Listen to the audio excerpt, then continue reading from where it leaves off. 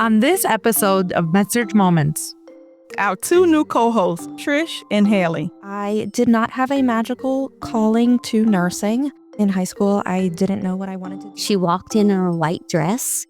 I said, oh my gosh, that is a nurse. She was so impressed. My updates are going to be very sourdough based from now on. And then I just spiral into I don't care about computers. I don't care about pencils and paper. And then I get to work and I'm like, oh. This year, I will be starting a new position. So I'm going from... I was really paranoid that over Christmas break, I gave my whole family C-diff. Today's topic is what they didn't teach me in nursing school. One thing that they don't teach you in nursing school that you don't learn until you're on the floor is... I think the biggest learning curve for me when I graduated was handling. So the thing that I was most scared of was direct. I was having such issues where I'd go into the room and I'd be like, I think one of the most important things that I felt like they didn't teach in nursing school was how to... What do you guys think about the collaboration with the multidisciplinary team? I find that collaboration is really hard to teach. Something I love and they didn't have at my last hospital is that... And I'm thinking, wouldn't that increase the students' confidence too and that whole team? Insurance and Medicare and how all that kind of stuff works.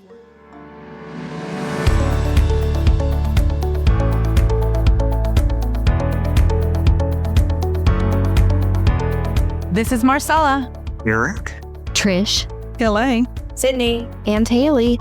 Welcome to Med-Surg Moments, the AMSN podcast.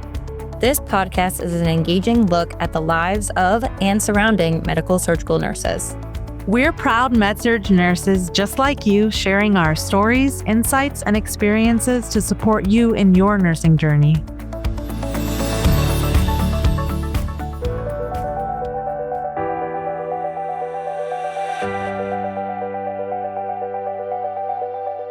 Our topic today is what they didn't teach me in nursing school. We're talking about those real-world lessons we only learn on the floor. But before we get started, there are a couple of special guests we would love to introduce you to. Our two new co-hosts who will be with us for the next 3 years, Trish and Hayley. We're so excited to have you both on board and would like to take a few minutes for you to share your story with our listeners. Hayley, why don't you start? My name is Hayley Sweetser. I am currently a clinical nurse specialist at a teaching hospital in the state of Delaware.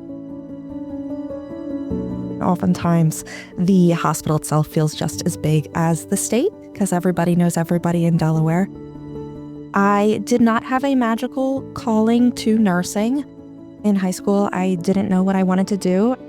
I took a personality test and it told me you should either be a nurse or you should be a teacher.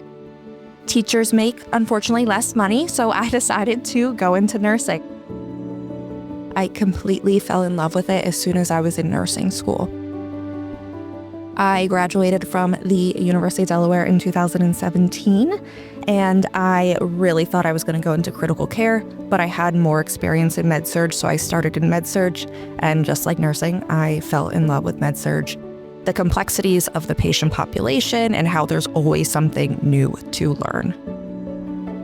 I advanced up the clinical ladder. I got more involved in professional governance. And eventually, we had a new position open on my floor for a clinical nurse specialist, which focuses more on quality and safety, a little bit of education, but more quality and safety and reducing patient harm. I begged my nurse manager to please hold the position open for me while I finish school, because it is something that, of course, requires your master's. She was absolutely lovely, and I thank her to this day for holding it for me. I went to school at Widener University in Pennsylvania, and during my schooling at Widener, I had a quick stint in management, which was a great experience for me. Not great because I loved it, but great because I learned that management is not for me. Accountability is so important, especially in the clinical nurse specialist role, but I have never been much of a disciplinarian, so it was not a good fit for me, and I learned so much during that process. I was only in management for about 6 to 9 months, and by then I graduated as a clinical nurse specialist in 2023. I have been a clinical nurse specialist for about 3 years now. and it is a career that I'm absolutely in love with. I'm still in the Med-Surg space. I have been in the Med-Surg space for almost 10 years now, and it is so rewarding for me being a clinical nurse specialist and being able to improve the patient experience and the patient outcomes on a larger scale. Outside of nursing, I am a mother to a sweet little boy, my sweetest potato. He is turning 2 years old in March, and I am pregnant right now as well. I have 2 little ones on the way. We have twins, very surprising because we have no twins in our family, but I have 2 in the way. I'm rounding up the end of my first trimester, so of course I am mentally and physically exhausted.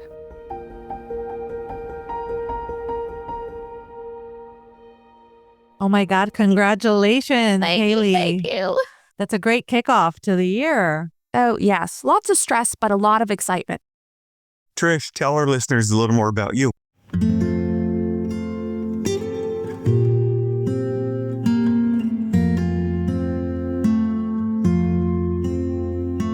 I grew up in California. I had an aunt growing up. When I came to the East Coast to visit, she walked in a white dress. I said, oh my gosh, that is a nurse. She was so impressive. And so I set in my heart that that's what I wanted to do. It was more like a calling. When I moved to North Carolina, when I was college age, they still did have those old dormitory nursing schools. I started out in nursing on a telemetry unit and have done a variety of things in nursing, but landed in my first leadership job on a Med-Surg unit. And I've been on a Med-Surg unit for a long time as a nurse leader.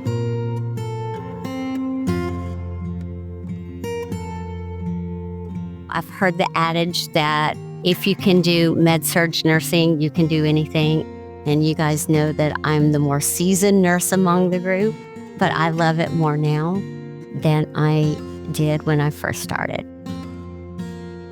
The most joy that I have is mentoring that love of nursing with young nurses and other nurses. Now I've moved from being a nurse manager to being a director of nursing. I have 2 observation units, and I'm over patient safety attendants and nursing administration, and I'm over patient flow for a 500-bed hospital. It's pretty busy, but I just love nursing and Med-Surg nursing in particular. So that's a little bit about me. Wow, that is awesome, Trish. Congratulations to you, and also congratulations to you as well, Hayley. Why don't we move on to our personal updates? Sydney, what's new?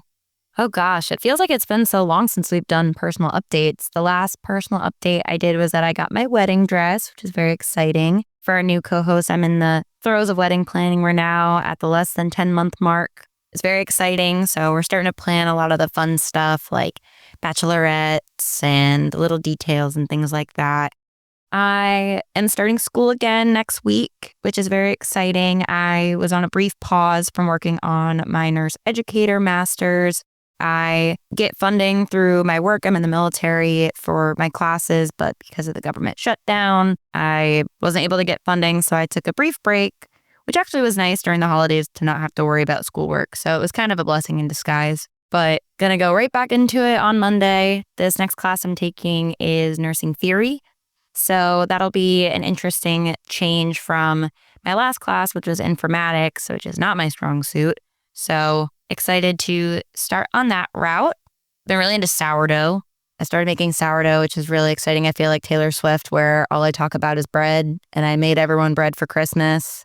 And I'm telling my fiance how it changes the moisture to put cheese and jalapenos versus a regular loaf. And we stand at the counter and I cut it open and we do a big reveal of how it looks inside. So my updates are going to be very sourdough based from now on. Just get ready for that. Send me some starters and teach me how to do that. Oh, yeah. I have a whole like TikTok collection. At the next convention, I'll just come with like a bunch of freeze dried sourdough loaves for everyone. You got to watch Sydney's TikTok lives where she streams the sourdoughs, where she does the reveals. Everyone goes crazy. Sourdough TikTok is a big deal. That's how I know everything I know. This is the level of crazy that I'm getting at. So my soon-to-be mother-in-law asked me to make a loaf. We're going over there for dinner on Saturday, which means I had to take it out of the fridge last night, and then I had to feed it tonight. And I fear I have to take my dough with me to work tomorrow because I have to do my stretch and folds. It's a whole thing. I am starting a homestead, honestly. I had a rotisserie chicken that I made into chicken broth the other day. I'm not even married yet, and I'm trad wifing it up. Oh, my birthday's on Sunday. That's my last update. I'll be 29, so rapidly approaching 30, but I'm not 30 yet. So we've got 362 days till I'm... It's not too bad. I'm not counting down. Who's counting? But Eric, what's up with you? Well, I've been really into sourdough with these last 2 minutes. School's going well. I didn't realize the amount of papers that I would have to read and write and turn in pretty much on the daily. Grades are fine. Everything's there. It's just it's tedious and a little boring sometimes. It's not really what I want to do. It's not really what I'm excited about when I think of nursing. I'm doing the assignments. I'm like, this is the dumbest thing I've ever done in my life. I don't care about anything I'm reading. I don't care about anything I'm writing. And then I just spiral into like, I don't care about computers. I don't care about pencils and paper. And then I get to work and I'm like, oh, it kind of makes sense. And I can understand why we're reading and learning about this stuff. So I would never admit it to my professors, but yeah, it's kind of beneficial. Everything else, personal life, it's fine. Work is going well. Can't really complain about too much because I think my manager listens to this podcast. Marcela, how about you?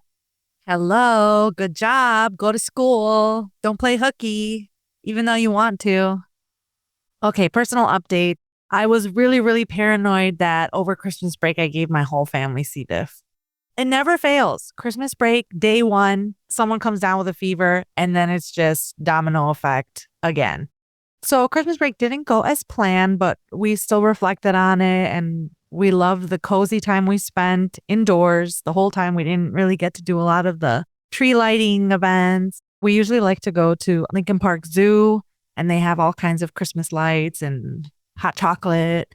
So we had to skip some of these classics, but we're so grateful for the wonderful cozy time at home with me taking care of everybody. Nurse at work, nurse at home, classic. But luckily it was not C. diff because everyone recovered without any antibiotics.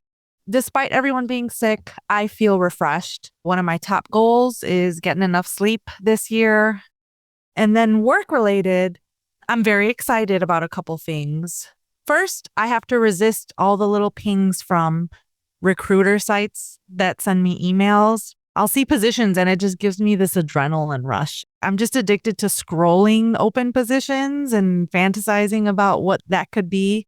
I'm always looking for anything that gives me more freedom, more flexibility. I've got it right now. So I'm staying grateful for the position I have as a Floatpool nurse, and I'm excited our hospital is receiving a big Epic update that involves a couple of luxuries I do miss from my last hospital, including tapping your badge that gets you logged into Epic. I didn't know that was such a big deal until I came to this hospital. I swear it adds an hour of typing in my login every day without having that tap.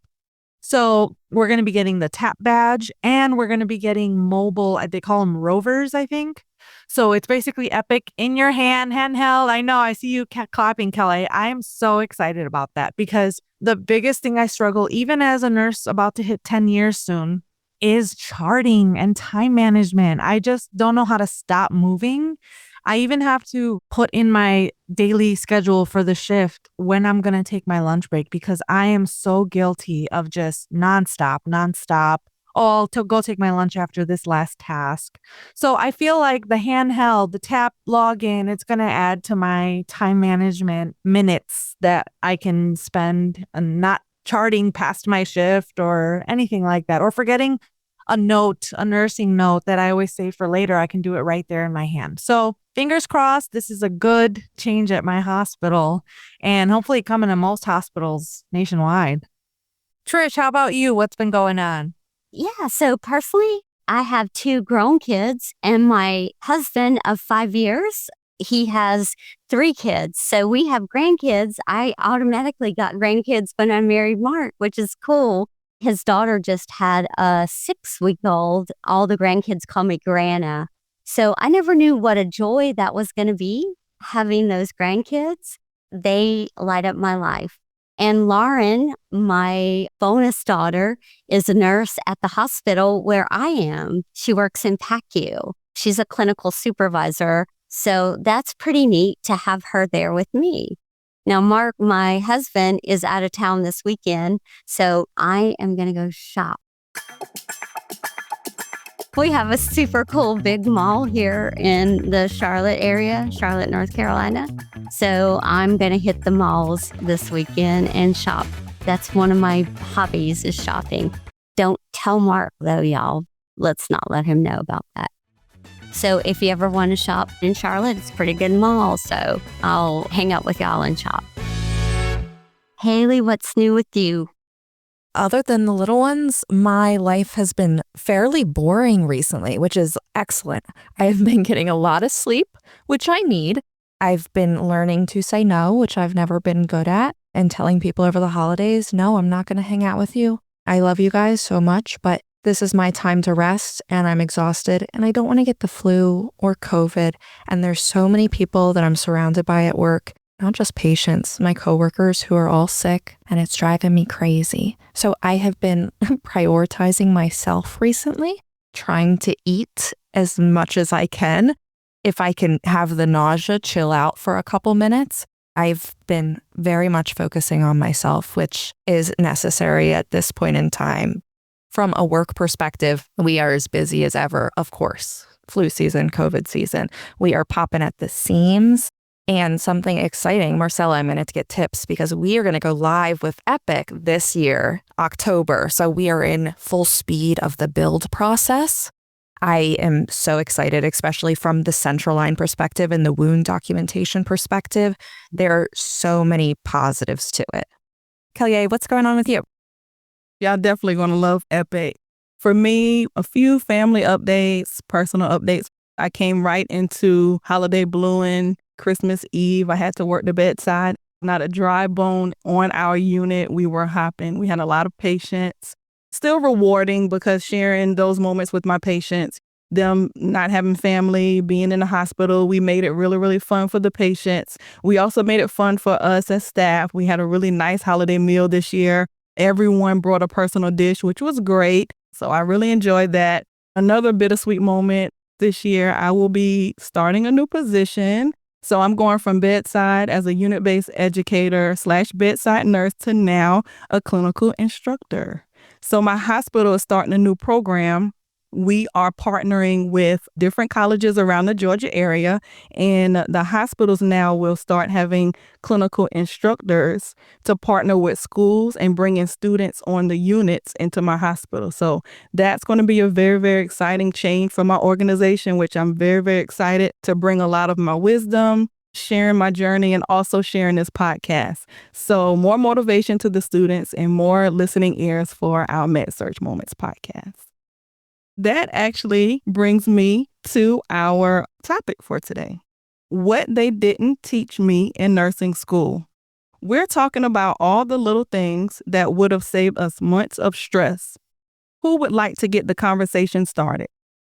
Kellye, I love this topic because I did not grow up wanting to be a nurse.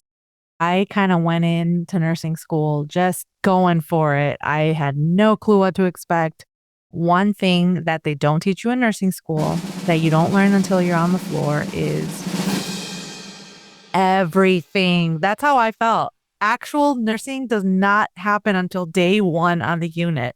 Eric, kind of like what you said, where you're like, what is all this junk I'm reading? What is all this junk I'm even writing? Until you're a nurse on the unit and you have patients under your care, a lot of the context of what you learned, whether it's informatics or critical thinking, the process of it in real time, None of it made full, clear sense. It was not fully in focus until I was there on day one. But I did not work as a CNA. So the thing that I was most scared of was direct patient care. Asking my patient, can you turn over? Can I clean you? Can I assess your skin? So just hands-on CNA stuff the first few weeks was really scary to me. I think the CNA stuff is probably the hardest stuff to teach too. Teaching you how to communicate with people. I think the biggest learning curve for me when I graduated was handling patient refusals. They really focus in nursing school about how patients have the right to make their own decisions, even if they're bad decisions. We should let them be involved in their plan of care and make sure that they are key stakeholders in that plan of care. But I was having such issues where I'd go into the room and I'd be like, hey, you ready to get washed up for the day? And they're like, no, I'm not interested. And I'm like, how is everybody else getting all their patients washed up? Everybody's saying no to me. I don't know what I'm doing wrong. And I learned some strategies, which was giving them a time frame and say, hey, would you rather get washed up at 10 or 12? It made it seem like it was less of an option. But if they were going to refuse, of course, I would respect their decision. But there's some things that really should be part of your daily plan: bathing, mobility, medications. I completely understand. But there's some things that really are just basic life necessities. Evidence to what you just said, I got a report from a nurse that was still getting precepted. And at the end of her report, she said, the last couple times, incontinent times 2, refused to turn for me to clean her. So she's probably due for a pad change. We went in there. It was nuts. I was like, okay, so this is how you do this. And she was the most redirectable, sweet, confused person. And I understand as a new nurse, even the sweetest person is hard to boss around a little bit or just encourage. I totally understand that. So those are some good tips. I remember when I first started in school and they're like, patient has the right to refuse. And you go in there like, oh, hey, I'm here for this. Like, I don't want to do it. And like, oh, well, let me explain. No, I don't want to do it. Here are the risks. Here are the benefits. No. And now it's like, hi, I'm here for. They're like, no. I'm like, see you later. I get it for sure. But not a wet pad. No. What I'm saying is that's what they don't teach you. You have to learn those tips and those tricks to get that patient.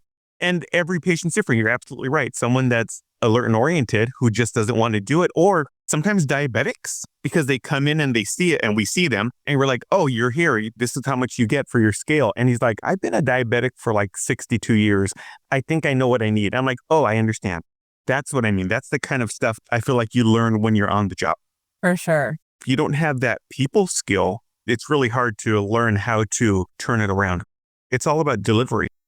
Yes, definitely. I agree with your delivery, and also too, having that right delivery for your patients and even for yourself. I think one of the most important things that I felt like they didn't teach in nursing school was how to advocate for the patients, or even how to advocate for yourself, because we were always taught to follow doctor's orders, follow your orders, follow what it says in the chart and things like that. But what if you get that particular patient that really wants to be heard and wants to be listened to, and you see clearly that some doctors may not be listening to the patient? So for you, going up to a doctor and maybe saying, hey, let's take the time to listen to the patient is really telling the truth and advocating for that patient. So I think the opportunities for us to advocate more for our patients was something that could have been a little more focused on in school, but it's something that we will develop, of course, being a nurse and as your experience grows. The longer you're at the bedside, the more you have that experience. I feel like my school definitely had some focus on advocacy and speaking up when you don't feel like orders are right. Even kind of started being part of our testing was like, that would be a multiple choice option. Is this an order that you question? Is this something that you would bring back up to the doctor? Is this a medication that you would hold and clarify? What do you guys think about the collaboration with the multidisciplinary teams? Do you think that's something that schools teach new nurses? Yeah, I definitely think that that's something that could have been focused on more. I think as nurses, we tend to try to do everything ourselves. Mm-hmm. And there was times when physical therapy would be like, oh no, we can take them to the bathroom. And I'm like, can you though? But that's what they're there for. And that's how they do their assessment. That's how they collaborate. That's how they assess. And it takes a bathroom off of your hands. I Yeah. find that collaboration is really hard to teach. I feel like it's It a is. lot of confidence. Teaching confidence is hard. It comes with time, but teaching confidence from a get-go is very hard. Right. Multidisciplinary rounds are something we're really working on. That whole dynamic could be incorporated into the student curriculum. Well, I think that's something that like nursing culture just has to change as it moves forward. At least in the facilities that I've worked at, nurses weren't usually part of the multidisciplinary rounds. Like you had to just notice that I know. the doctor's walking around, you're like chasing down the hallway, like, Well, why couldn't they be?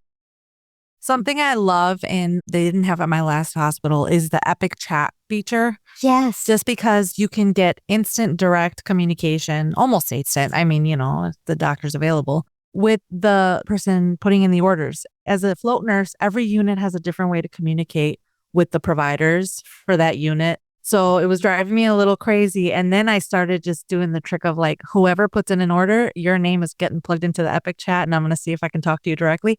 Just because you really cut through a lot of the red tape of I send you a page, now you wait to contact me and I wait to contact you. Making it easy to communicate with different specialties is so crucial to learning how to do that. Right. And I'm thinking, wouldn't that increase the students' confidence too and that whole team dynamic? Yeah. I feel like one thing that I wish I'd learned more about was insurance and Medicare and how all that kind of stuff works. Even now, I feel like I don't totally understand all that stuff. And it really affects the patients in the hospital and outside of the hospital of what kind of bill they're going to be expecting and what services they get when they get home. And I know that there's people whose jobs that is to help with all that kind of stuff. But I think as a nurse, it still should be on the forefront of our minds of what this stay is doing to them when they leave. So our MDRs or our multidisciplinary rounds have case management. And now I'm over hospital at home for our hospital too. And that's a whole different deal. So it's very important. Why wouldn't you tell even your nursing students and your new nurses about all of that and get them thinking? So I think that's very important, Sydney. What I think the schools could push is unit culture and dealing with management. I have got a little bit of that sentiment with you, Eric. That's why I was night shift for 6 years. And now I'm solely weekend. So it's kind of like soft night shift vibes. You're not going to see a manager anywhere. And as much as I love students during the week with the resident teams and the managers and all these different specialties and students, it gets so crowded. It gets so bright. I don't know why everyone wants to turn on all the lights Monday through Friday. That culture and administrative pressure, I like to avoid it. So I like to hear ways people don't have a toxic culture. I like to hear tips on that too, for sure. We'll have to talk about that.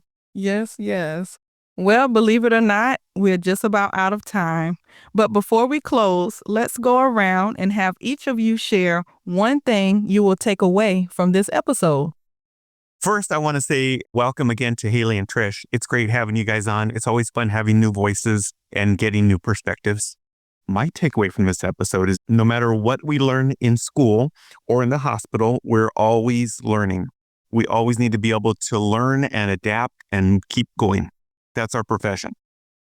My takeaway from this episode is it's so interesting how a lot of our nursing education experiences were pretty different and that they all kind of focused on a little bit of different things with advocacy and patient refusals and Medicare and Medicaid. We focused a lot on that in my program. So it's interesting how it's varied just a little bit. My takeaway is we're all very different, but have very great roles. And it's amazing that we all love Med-Surg nursing. Another takeaway makes me a little sad that Eric doesn't love management. I'm going to work on that over the next 3 years or however long we're together. She's going to break you down, Eric. I'm going to break you down. Convert you, you're going to apply. You know the sound of a manager's voice. So I guess I'll be in Trish's office by the end of this episode. Only in a good way. In a good way, in a good way. So my key takeaway from this conversation is me entering the new role as a clinical instructor. I would try my best to fill in those gaps of what the students are learning in the classroom and kind of bring in some of these topics to my clinical settings to the students so they can be aware of some of the things that they will not receive in the textbook. some of the things like the MDRs and the communication and Eric's hospital administration staff, things like that. So that's my key takeaway. What about you, Marcela? My takeaway is more a message to new nurses and student nurses. Even if you don't feel like a nurse right now, I will tell you, all of us still feel that. No matter how many years you've been in nursing, you have a little bit of that doubt, like, am I doing this right? Am I being the best nurse I can be? Maybe you just got out of school. You're worried that I'm not ready. And let me just tell you, it's baptism by fire. Everyone's going to allow you to make some mistakes, obviously limited, as safe as possible mistakes. It's growing pains. It's going to hurt. But just let yourself jump into uncomfortable things to try, like de-escalation conversations. Like, just try it out. Just pretend that you are that nurse, and that's the only way you're going to be that nurse. Because I will say, when I was in nursing school, it took me 6 years to get my bachelor. I did have a daughter, but I couldn't imagine me finally being a nurse. I remember as a new nurse, my nurse educator coming up to me and being like, we got to talk. You haven't looked at any of your new orders in the last hour. You haven't done this. And I'm like, I'm sorry. I stay late sometimes, finish up my charting. So I just want it to be comforting to all the new nurses or struggling nurses. Just like in this podcast, we all have things that scare us. If you just kind of jump in and let people support you along the way, it's happening to everybody. It's not you. Trust me. So true. So true. Thanks, Marcela. Thank you. And Sydney, and you, your key takeaway? My takeaway is Marcela has great takeaways. I don't think there's anything else I could say. Thank you, Sydney. No, yeah, I think that sums it up, is that you're never going to get everything from whether it takes you 2 years, 4 years, 6 years. There's not ever going to be a big enough textbook to teach you everything about being a Med-Surg nurse. It's a lifelong career and it's a lifelong learning journey. That's awesome. What an awesome takeaway, you guys. Well, Hayley and Trish, you survived your first episode as co-hosts. How was it? I had an absolute blast, and I am so excited for the next 3 years. It was amazing. I just had a wonderful time, and I can't wait for the next 3 years. Well, it's great to have you on board. And to our listeners, thanks for joining us. We'll see you next time on Med-Surg Moments, the official podcast of the Academy of Medical Surgical Nurses. We look forward to connecting with you on the next episode of Med-Surg Moments, the AMSN podcast. In the meantime, we encourage you to subscribe to Med-Surg Moments wherever you listen to podcasts. To reach us, use hashtag MedSurg Moments on your social post. Or send us an email at amsnpod@amsn.org. That's amsnpod@amsn.org. We're all AMSN members, and if you love Med-Surg Moments, we invite you to become a member of AMSN. You can learn more at www.amsn.org. Finally, the content within the Med-Surg Moments podcast represent the views, thoughts, and opinions of the co-hosts and may not necessarily reflect the views, thoughts, and opinions of the Academy of Medical Surgical Nurses. Until next time, this is Sydney, Eric, Trish, Kellye, Hayley, and Marcela. And always remember, Med-Surg Moments is a moment in our lives and a moment in our Med-Surg careers that makes a huge difference.